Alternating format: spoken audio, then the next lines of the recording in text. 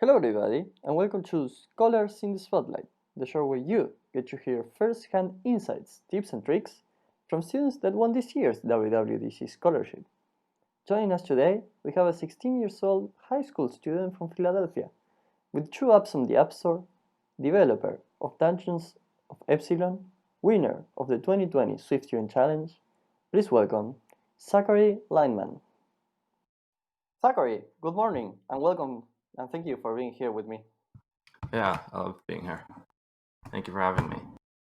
Yeah, it's no problem, man. So your submission this year is called Dungeon of Epsilon.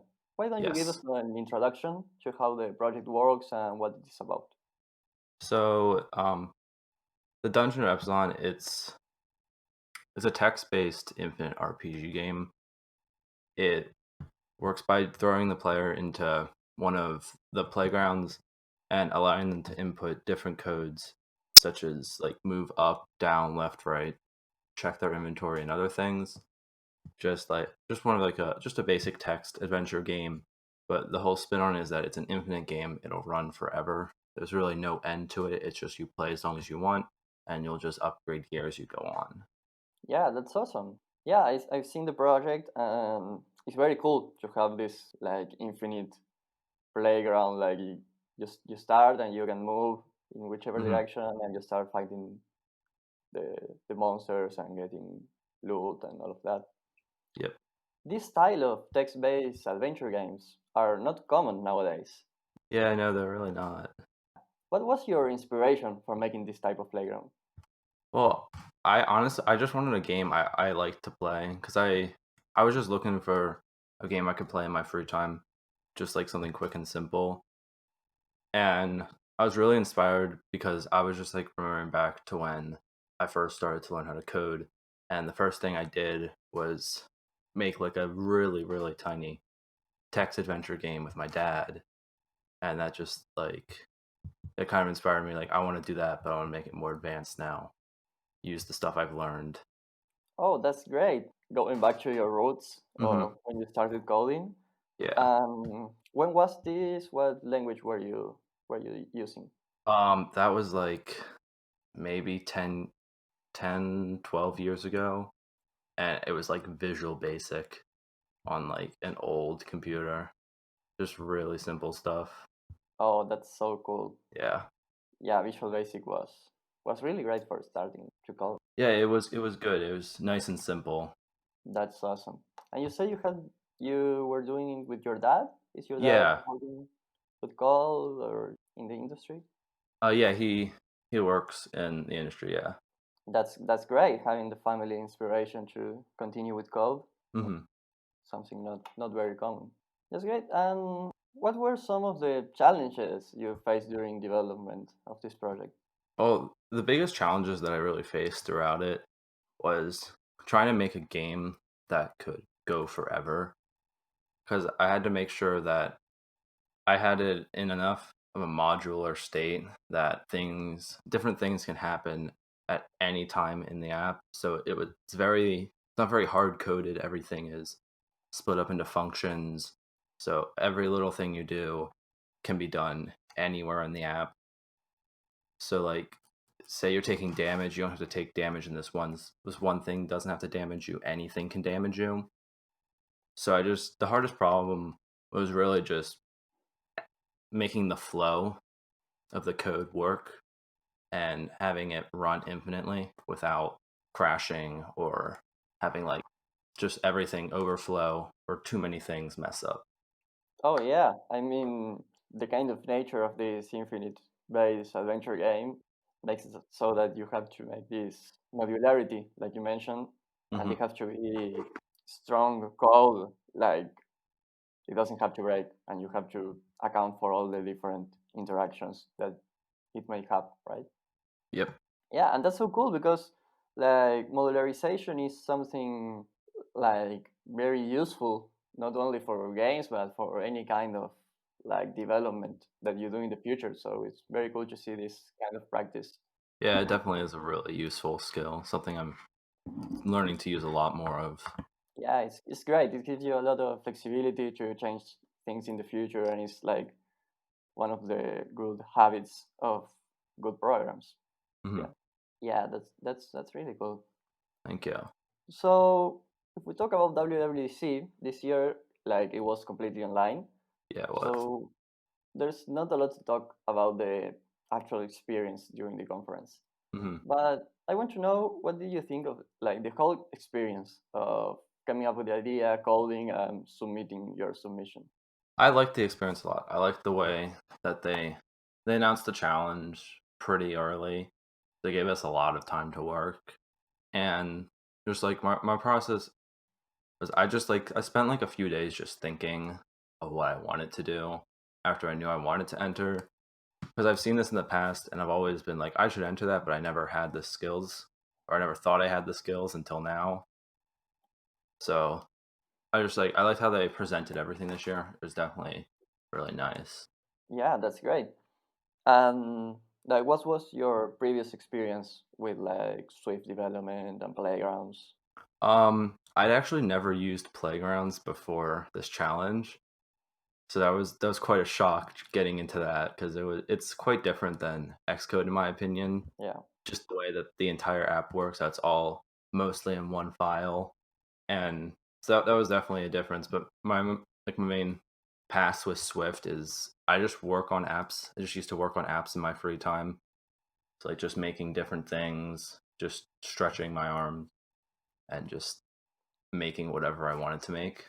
yeah, that's great. And like you start learning Swift, I guess, with like online resources about the topic. Yeah, yeah. I taught myself using a lot of the hacking with Swift stuff was really good.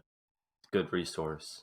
A lot of Stack Overflow, just to like figure out how other people would code it, and then I can implement a lot of the like better practices, even though I still don't use the best. And yeah, so I just and also YouTube videos. There's a lot of YouTubers focused on app development. They were a lot of help. Yeah, I mean, the iOS community has a lot of resources online. Yeah, it's really great. I love it. Yeah, yeah, it's awesome. And like you mentioned that you knew about the scholarship for a few years Mhm. before this year. Yeah. And what do you think was the like the turning point that made you apply this year and not last year? This year I felt more comfortable with my ability to code, and I was like I just wanted to show off and stretch my like show my skills to something, instead of because all my projects in the past they haven't gone anywhere, because I never had a development account, so I could never release anything. So I wanted to just get something out there. I thought it was time finally, just like start doing stuff and releasing it. And then I saw the challenge and it just kind of fit with everything. And I was like, this is what I'm going to do. This is where I'm going to start. Yeah, that's awesome, and it worked well for you. Yeah, definitely. And like having this experience with the scholarship, like knowing about it for some years and participating finally this year and winning it, what are some tips that you could tell other students who may be thinking of applying or yeah? Um, yeah, some tips I can definitely give people are just don't doubt yourself. I did it for a long time. You're better than you think you are.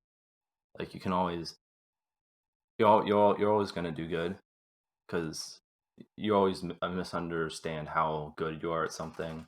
So just try it. It can't hurt to try.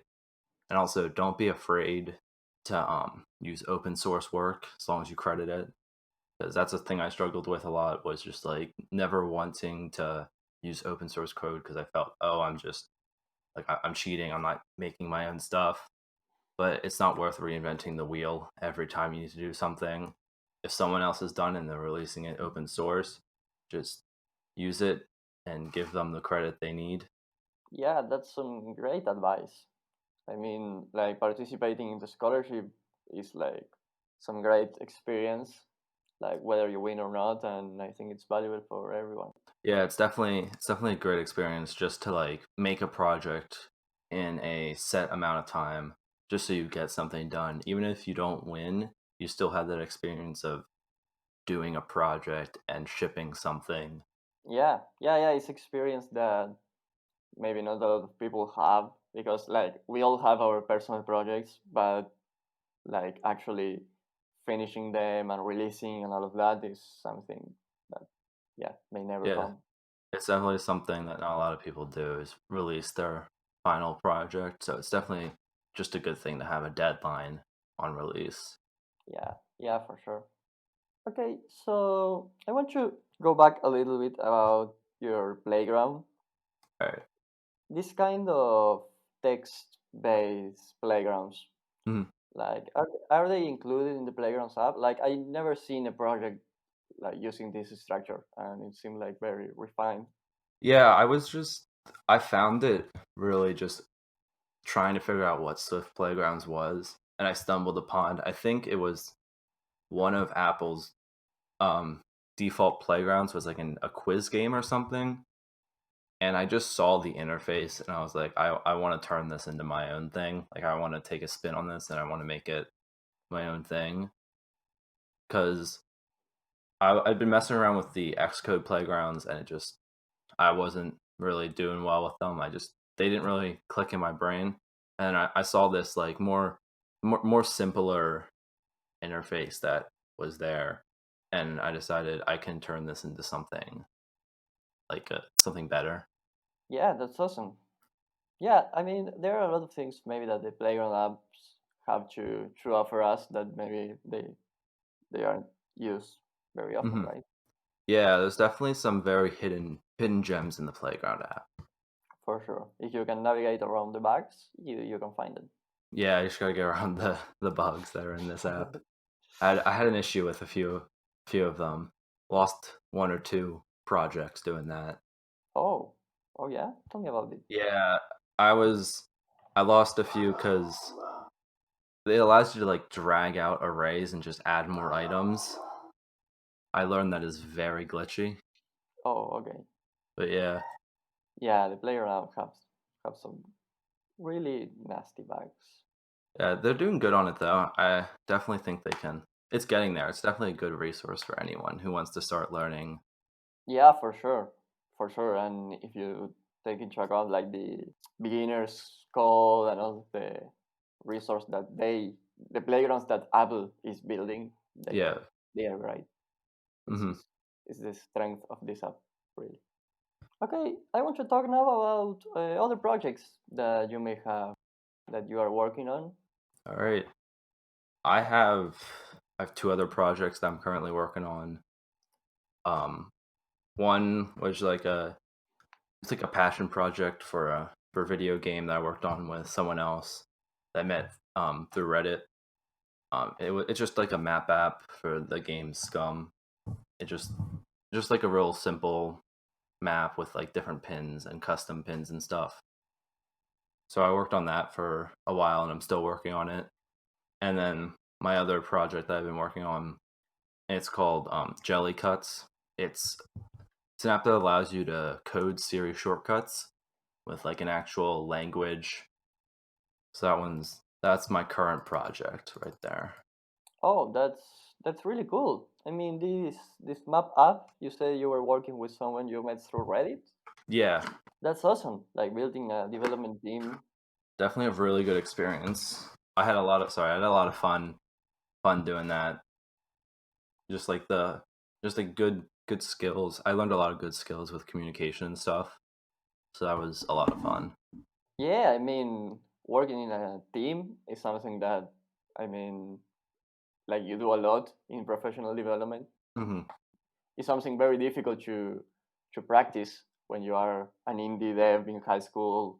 Like it's very difficult to know other people that want to go with you and make an idea together. So it's great that you're practicing that. Yeah, it's definitely hard to find people willing to work, and I'm really happy I did. Yeah, that's awesome.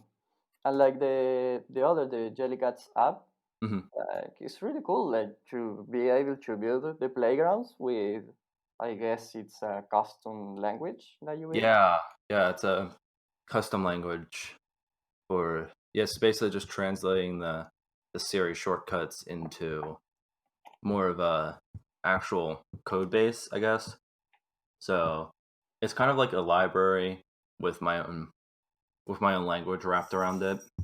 So I wrote my own parser, and I used a lexer called Sourceful. I used that for syntax highlighting and stuff, and then I basically added over top of that, I added a compiler that compiles my language into Siri shortcuts. Yeah, that's so cool. And like I guess there is a framework that lets you compile through frameworks, through shortcuts. Like, Actually, there's not. No, I had to I worked closely within shortcuts to actually figure out how they worked and the actual file format they use.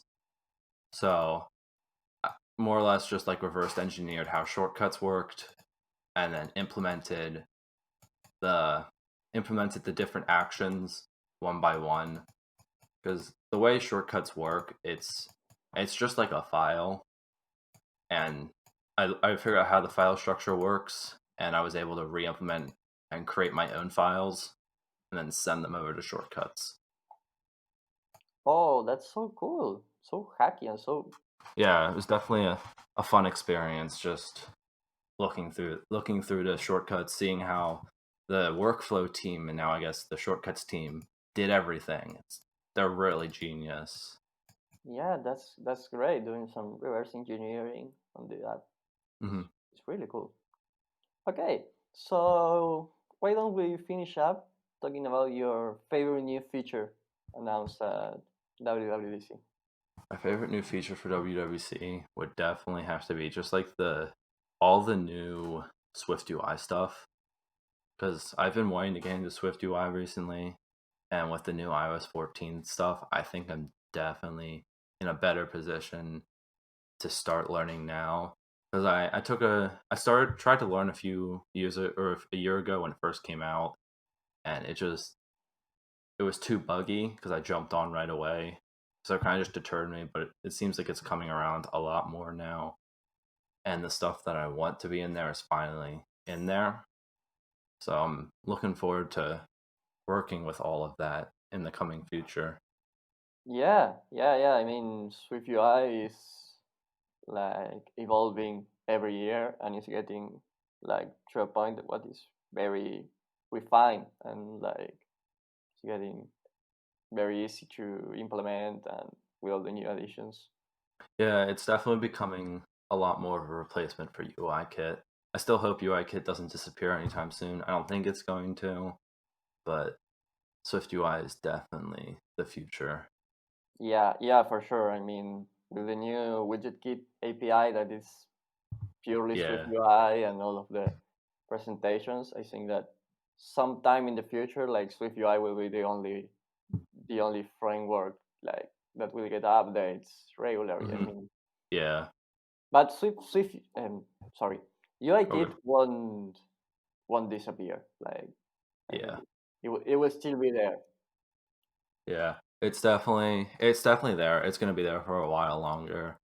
I just see Apple moving more towards a Swift UI world with the new Silicon Max and everything.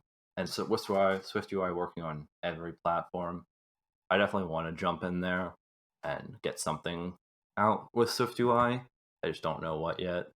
Yeah. The benefits of using Swift UI will be more every year, and like you say, the cross-platform and working everywhere. It's really cool. It's really cool. Yeah, it is. Okay, I think that's it for today. Thank you for having me. Yeah, it's awesome, man. Thank you for being here. Hmm. That's it for today. I hope you have enjoyed it and that you learned something. Don't forget to follow the links in the description for Zach's Twitter and to download and play Dungeon of Epsilon. Give us a follow on your podcast player of choice so you get notified when we release a new episode, and share the show if you think it might help someone. I'm your host Valentino Cerruti. You can find me on Twitter as @microrax. This has been Scholars in the Spotlight, and I'll see you in the next episode.